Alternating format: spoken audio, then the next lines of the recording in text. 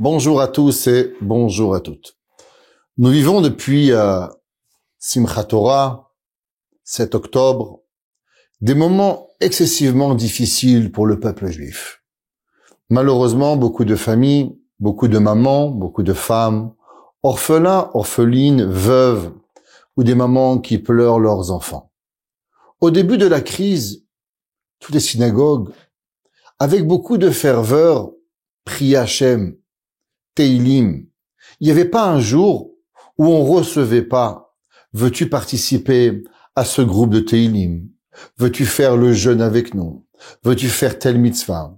Prendre quelques jours ou quelques minutes avant Shabbat, le Shabbat plus tôt. » À la Tefila le matin, au moment où on finissait à l'Enou le Shabbat, toutes les communautés, synagogues avec ferveur, priaient Shira Ma'alot. Mishe Berach, tout le monde le faisait. Et depuis quelque temps, avec le respect que je dois à beaucoup d'entre vous, on a l'impression que ça s'est dissous, que la ferveur que les gens ne font plus avec autant de kavana, le Shira Ma'alot. C'est comme devenu normal. Tous les jours, on se réveille, Moutar les farsem. Il est permis d'annoncer un mort, 2 morts, 100 morts, 175 morts. Et là, tous les jours, pratiquement, c'est devenu une routine où on n'est même plus choqué. On n'est même plus choqué qu'il y a des chayalim, il y a des juifs religieux, non religieux, c'est pas important. Gauchistes ou droitistes ou centristes, mais il y a de nos frères qui périssent tous les jours dans les combats. Quasiment à la synagogue, quelqu'un, il y a quelque temps, qui m'a fait une réflexion, il m'a demandé, est-ce que nous devons faire le Teilim, tous les Tefilot, Shacharit, Mincha, Ma'ariv? Peut-être qu'on devrait le faire que les jours où les prières est plus courtes, pas le lundi et le jeudi, on gagnerait quelques minutes. Et là, la réflexion m'a frappé. Comment c'est possible que quelqu'un mange, boit, dort tranquille à la maison et on lui demande seulement quelques minutes de son temps pour pouvoir prier à Kadosh Baruch Hu, pour sauver un homme, pour sauver un fils, pour sauver un frère, pour sauver une famille. On lui demande quelques minutes et là il commence à réfléchir. Est-ce qu'on pourrait pas couper dans les prières, dans les Teilim, les faire pas tous les jours? Et là, il m'est venu une pensée d'un Mahamar de Rav Chaim Shmulevitz. Rav Chaim Shmulevitz demande une question. On sait qu'on a tous quelque chose qui s'appelle l'oubli. Qu'est-ce que c'est l'oubli? Le Midrash nous dit que le plus beau cadeau que Akadosh Baruch Hu a donné à l'homme, c'est l'oubli. Parce que imaginez-vous que vous n'oubliez pas, et ben au moment où vous feriez mal au doigt, vous garderez la douleur avec la même intensité que vous avez mal la première seconde pendant tout le temps. Imaginez-vous, vous vous cassez le pied, Dieu préserve, avec quelle douleur ça fait mal, pourtant avec le temps vous avez moins mal. Pourquoi vous avez moins mal? Parce que vous avez oublié la douleur. Douleur physique, douleur psychologique. Dieu préserve quand on perd quelqu'un. La Gemara a dit qu'il y a un oubli après une semaine, un oubli après 30 jours, un oubli après 12 mois, et doucement, doucement, on est capable de reprendre notre vie. S'il n'y avait pas l'oubli, on resterait avec le chagrin, la même façon du premier jour jusqu'à la fin de notre vie. Alors comment faire avec cet oubli qui est un cadeau, mais qui est de l'autre côté notre plus grand ennemi? Rav Chaim Shmulevitz pose une question que tout le monde connaît, cette histoire extraordinaire où Yaakov Avinu est décédé et il demande à son fils Yosef, s'il te plaît Yosef, promets-moi de ne pas m'enterrer en Égypte et enterre-moi à Maharat Amarpela, à l'endroit où mes parents, Yitzhak et Rivka, Avraham et Sarah, Adam et Chava ont été enterrés, où j'ai enterré moi-même Léa. S'il te plaît, enterre-moi dans Chevron, Maharat Amarpela. Yosef Hatzadik va voir Paro, et là on décide, après 40 jours, de prendre Yaakov Avinu et de l'amener en Eretz Israël. Et au moment où on se situe pour pouvoir enterrer Yaakov Avinu dans Maharat Amarpela, qui c'est qui arrive? Esav. Esav arrive et il dit, mais je suis le premier-né. C'est moi le Bechor. C'est moi qui ai le mérite et le droit d'aînesse de devoir être enterré dans Meharat Marpella. Et là, il commence à avoir une discussion entre les enfants de Yaakov et Esav. À ce moment-là, on dit, Esav demande aux enfants, avez-vous un contrat comme quoi j'aurais vendu les droits d'aînesse à Yaakov? Et là, on lui dit, mais bien sûr, il est en Égypte. Alors, on demande à Naphtali.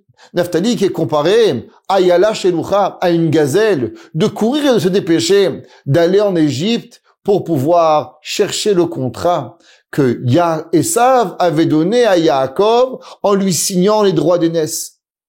Durant ce temps-là, la Gemara, le Midrash nous raconte que Yaakov était posé par terre. Tout le monde attendait.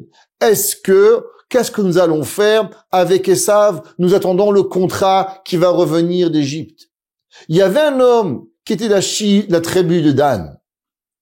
Et la Gemara nous dit que Chushi ben Dan était sourd. Et au moment où il voit tout ce qui se passe, il demande, mais qu'est-ce qui arrive?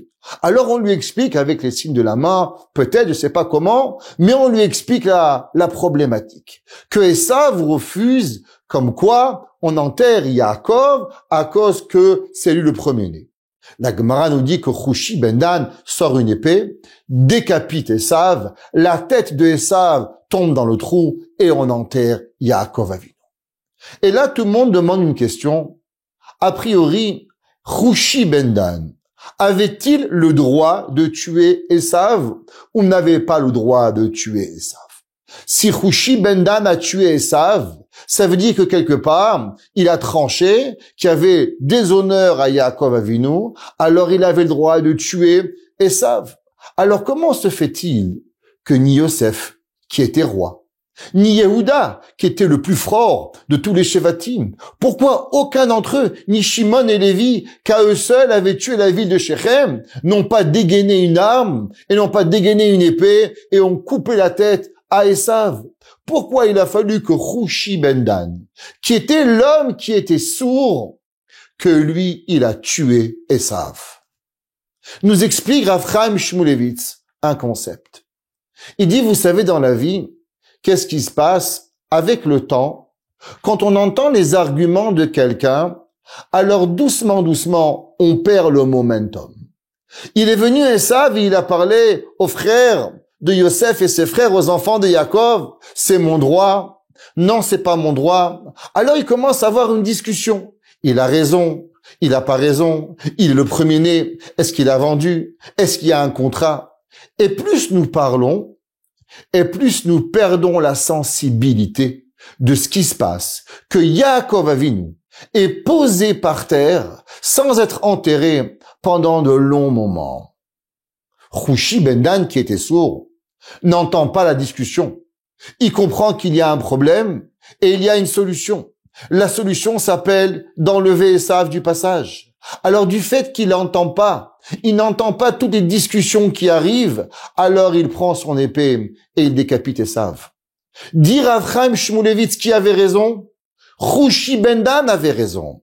Mais vous savez pourquoi les frères de Yosef et Yosef lui-même n'a pas tué Esav?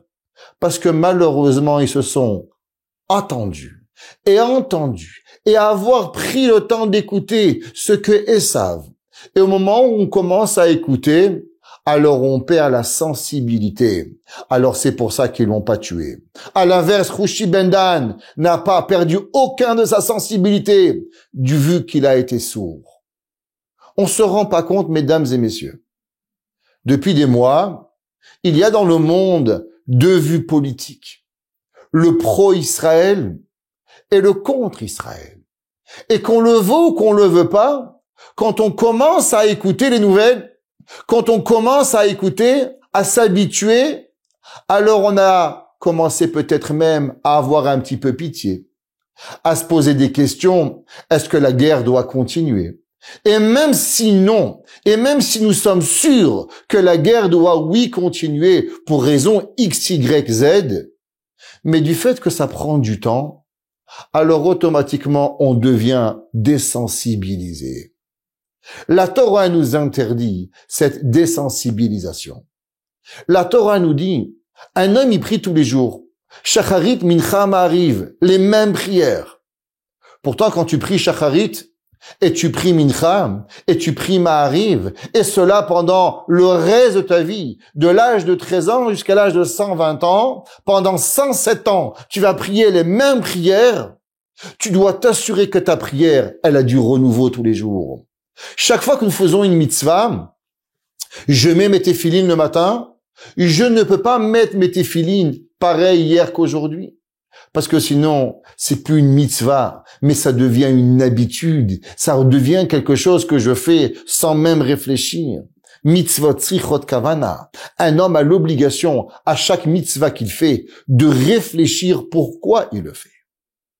On peut peut-être s'habituer à manger du couscous. On peut peut-être s'habituer à manger du poisson au pois chiche le vendredi soir. Mais on ne peut pas s'habituer à avoir vu nos frères mourir. On ne peut pas s'habituer à avoir eu 6 millions de juifs brûlés à Auschwitz. On pourrait voir des millions de fois le film Holocauste en ayant vu des juifs dans les chambres à gaz. La sensibilisation de la chose ne peut disparaître. Le monde des médias va vouloir nous banaliser. Le monde des médias va vouloir que ce qu'on a vu, ce qu'on a vécu, ça devient une histoire. Un jour, dans 20 ans, dans 30 ans, on dira que c'est une théorie, ce qui s'est passé le 7 octobre. On essaiera même de vous convaincre que ça n'est jamais arrivé. Il n'y a aucune femme, aucun enfant qui a été tué. Et croyez-moi, il y a des gens aujourd'hui qui pensent que l'Holocauste n'a pas existé. Alors, soyez sûrs qu'il y a des personnes qui vont vous dire un jour que ça n'a jamais existé le 7 octobre. Et vous savez comment ça arrive? Parce qu'on commence à devenir désensibilisés. Tous les jours, nous prions Achenu Kol Bet Israël. Tous nos frères sont dans un moment de tristesse. Chaque jour, il est dans notre obligation. À la place de venir banaliser des nouvelles, encore un mort, encore un blessé.